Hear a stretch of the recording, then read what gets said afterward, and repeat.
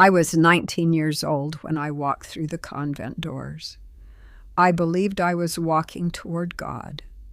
I didn't realize I was also walking away from myself. And for 40 years, I never spoke about what happened inside those walls.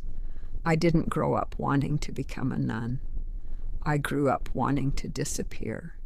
My father was a hard man, not violent, not loud, just cold. My mother believed suffering was holy.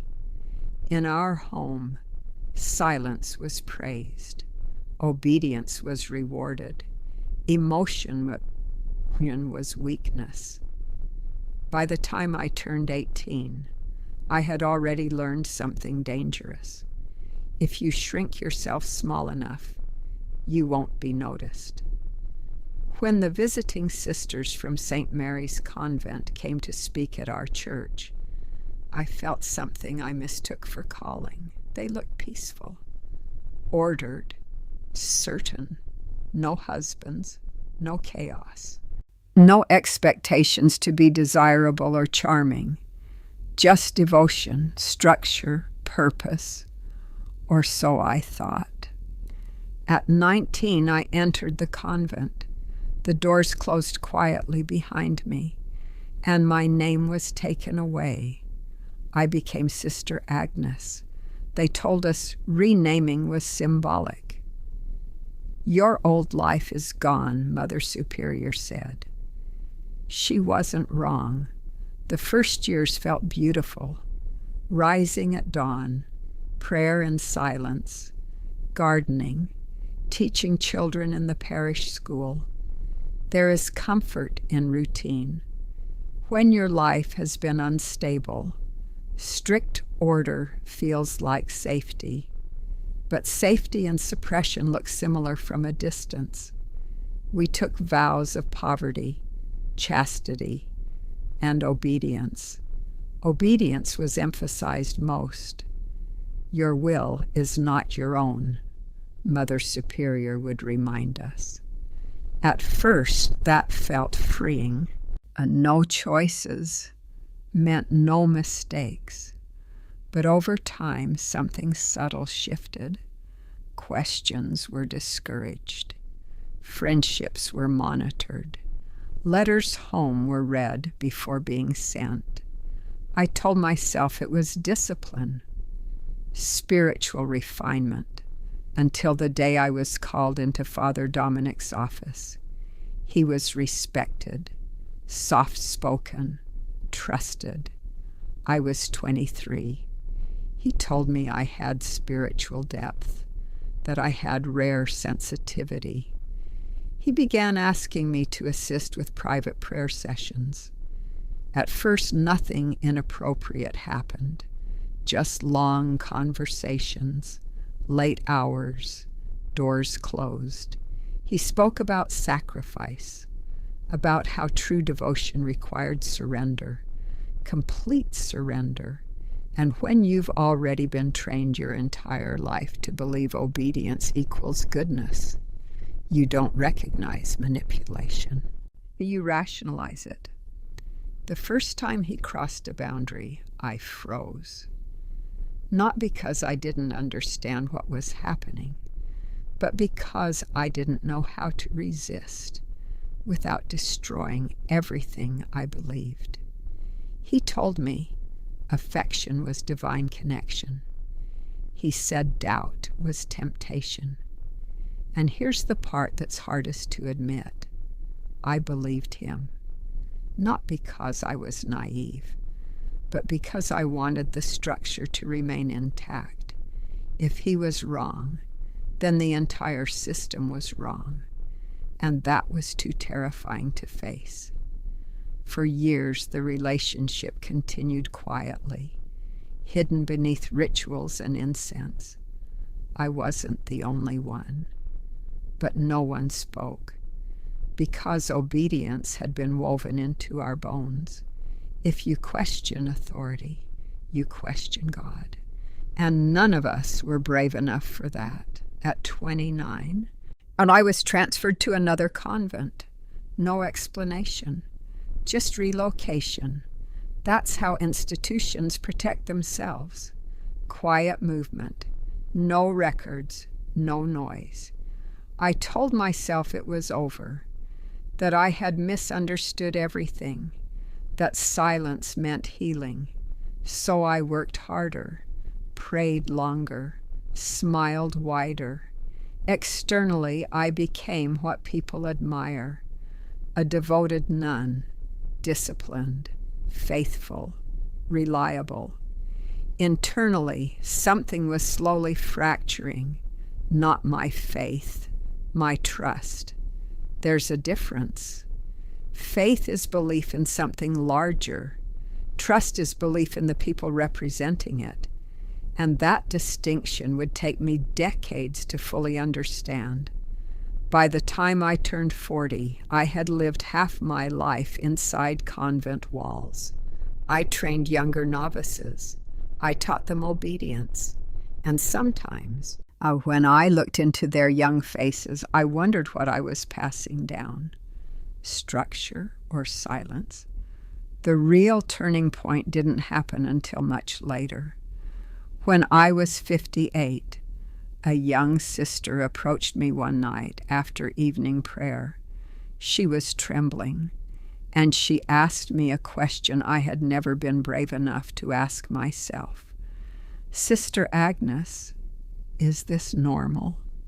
That was the moment everything inside me began to unravel, because I knew exactly what she meant, and I had to decide whether I would protect the system or protect her.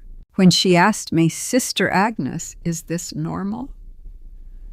I felt 30 years of silence press against my chest, because I knew exactly what she meant. And this time, I couldn't pretend I didn't. Her name was Sister Catherine. She was 22, gentle, earnest, the kind of young woman who still believed holiness guaranteed safety. I recognized that look in her eyes. I had worn it once. We were in the dim corridor outside the chapel. The candles had been extinguished. The convent was quiet, too quiet. "He says it's spiritual guidance," she whispered. The air shifted. Father Dominic had been transferred years earlier. But men like him were never singular. Systems don't rely on one predator. They rely on silence. "Who?" I asked softly. She lowered her eyes. "Father Michael." Different name, same pattern. Private meetings, closed doors, language dressed in scripture, obedience reframed as surrender.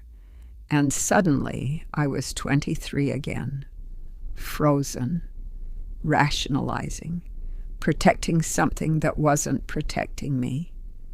"What exactly happened?" I asked. She hesitated, and in that hesitation I saw the battle inside her. If she spoke, she risked everything. If she stayed silent, she kept belonging. Belonging is powerful. It can convince you to endure what should never be endured. "He says doubt is pride," she said. "He says questioning him means questioning God." There it was, the weapon. Spiritual authority is absolute when you're taught obedience equals salvation. For decades, I had told myself what happened to me was isolated, misunderstanding, weakness. But hearing her, I knew the truth. And this wasn't isolated, it was patterned. "I need you to listen to me carefully," I told her. "What he's doing is not divine." Her eyes filled instantly, relief mixed with terror. "Then why does everyone act like this is normal?" she asked. "Because everyone is afraid," I wanted to say, afraid of losing position, afraid of scandal, afraid of dismantling something they built their entire identity around. But I didn't say that. Instead, I asked her something simple. Do you want it to continue? She shook her head immediately. That clarity was important, because consent clouded by authority is not consent. That night, I couldn't sleep. I walked the garden paths until dawn.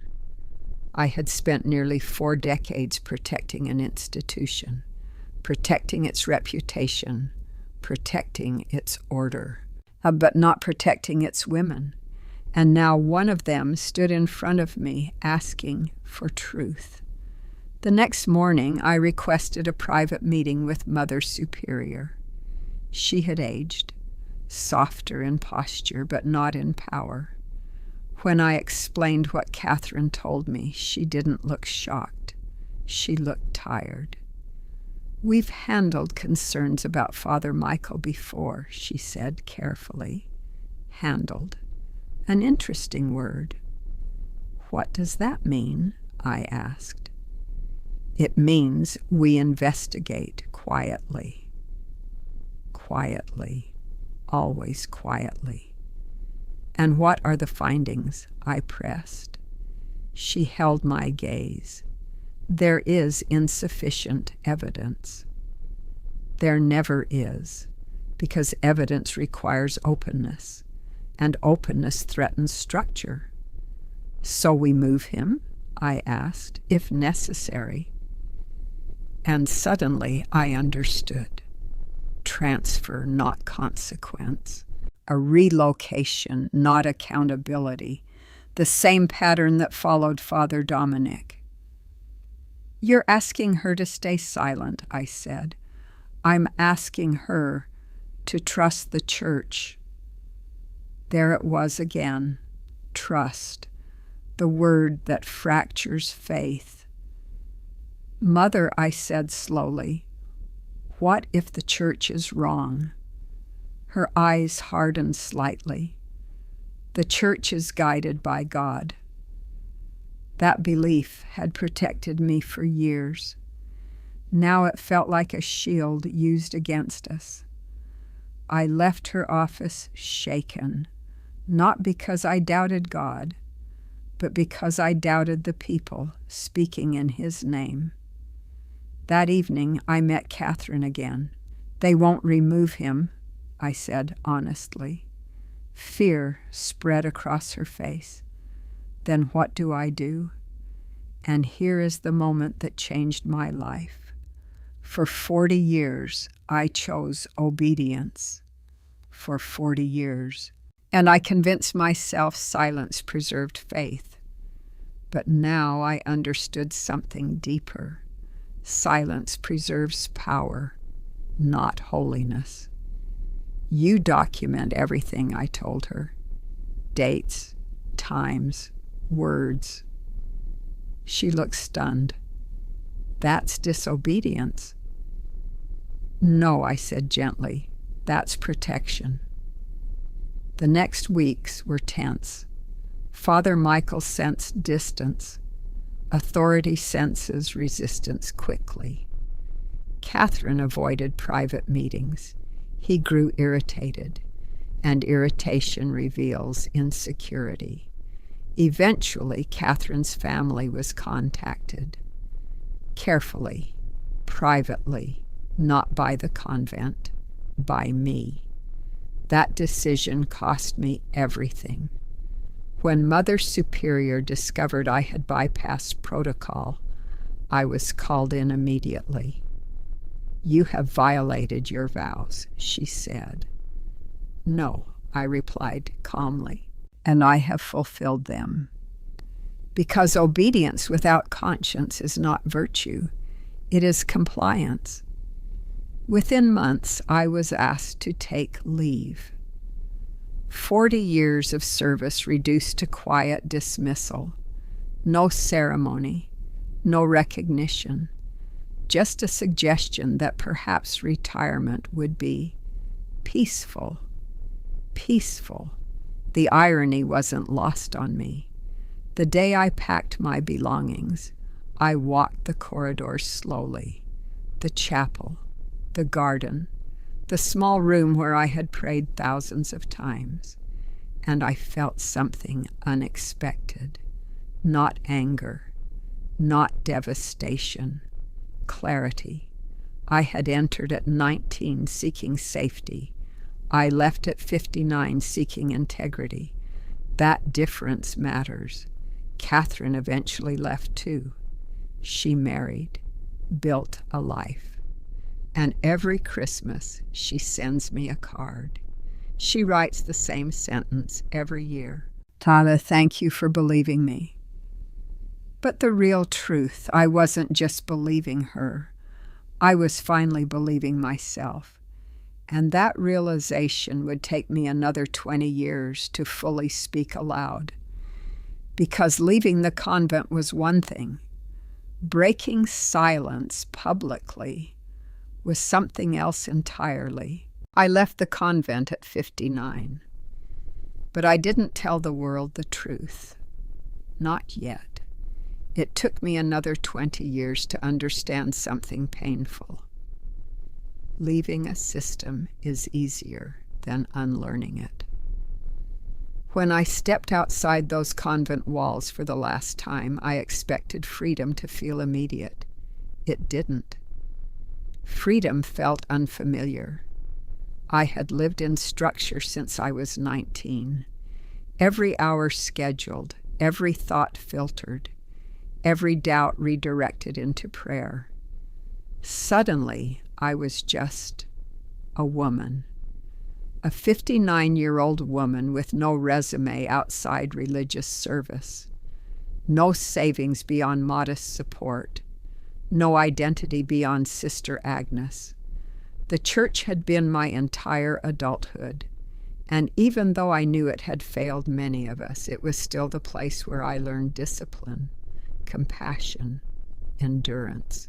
Walking away didn't erase those things, it complicated them. I rented a small apartment 2 towns over. I began volunteering at a local shelter. People often asked if I missed the calling. That word always made me pause. Calling. Was it a calling, or was it an escape? At 19, I didn't enter the convent because I heard God whisper. I entered because I wanted structure, because silence felt safer than chaos, because obedience felt cleaner than uncertainty. It took me years to admit that. But here is the truth. Faith and institution are not the same thing. For a long time, I confused the two. I thought protecting the church meant protecting God. It doesn't. God does not require protection. Institutions do. For 20 years after leaving, I stayed quiet publicly. But Catherine built her life. Other stories began surfacing in the news. Different dioceses, different cities, patterns repeating, transfers, silence, internal investigations. Each headline felt familiar. Each denial echoed what I had heard decades earlier. People began asking questions society had once avoided. How could this happen? Why didn't anyone speak? That question haunted me most. Why didn't anyone speak? The answer is complicated. Because when you've been trained for decades to equate obedience with holiness, you don't see silence as betrayal. You see it as duty. I had protected the institution because I believed I was protecting faith. But faith does not crumble when exposed to truth. Only fragile systems do. At the moment that finally pushed me to speak came unexpectedly. I was 78. Older, slower, less concerned with reputation. A documentary aired about abuse within religious orders. Former nuns shared their stories, some trembling, some angry, some broken. I watched it alone in my living room. and for the first time I felt something sharper than fear. I felt responsibility, not guilt. Responsibility, because I had seen it, because I had known it, because I had intervened once, but stayed silent publicly. Silence is heavy when you know it protects power. The next morning, I called Catherine. She answered on the second ring. "I've been thinking," I said. "So have I," she replied. We both knew what the other meant. "It's time," she said gently. Time. Such a simple word, but it carried 40 years of containment. I didn't want revenge. I didn't want to dismantle faith for anyone. I wanted clarity. So I agreed to speak. Not dramatically, not accusingly, just honestly. A small investigative journalist interviewed me first. Then others followed. I used my real name, not Sister Agnes, but the name I was born with. That felt symbolic, reclaiming identity. The church issued a statement, carefully worded, expressing concern and commitment to review. I wasn't surprised. Institutions protect themselves by softening language. But something interesting happened. Young women reached out to me, novices, former sisters, women who had doubted their own memories. "Thank you," they wrote, not for anger. F for validation. Validation is powerful. It tells someone they are not imagining harm. It tells them their conscience was not rebellion. Looking back now at 78, I don't regret entering the convent. I regret confusing obedience with virtue. I regret believing silence was holy. And I regret how long it took me to separate God from the men who claimed to represent him. Here is the truth I am finally telling. Faith should never require your silence. Devotion should never demand your discomfort. And obedience without conscience is not sacred. It is dangerous. I lived as a nun for 40 years. I prayed sincerely. I served faithfully. I believed deeply. But today I understand something I did not at 19. Holiness is not found in silence. It is found in integrity. And an integrity sometimes means speaking when it would be easier not to. I am no longer Sister Agnes. I am not a scandal. I am not a victim defined by institution. I am simply a woman who chose faith at 19 and chose truth at 78. That is the story I am finally telling.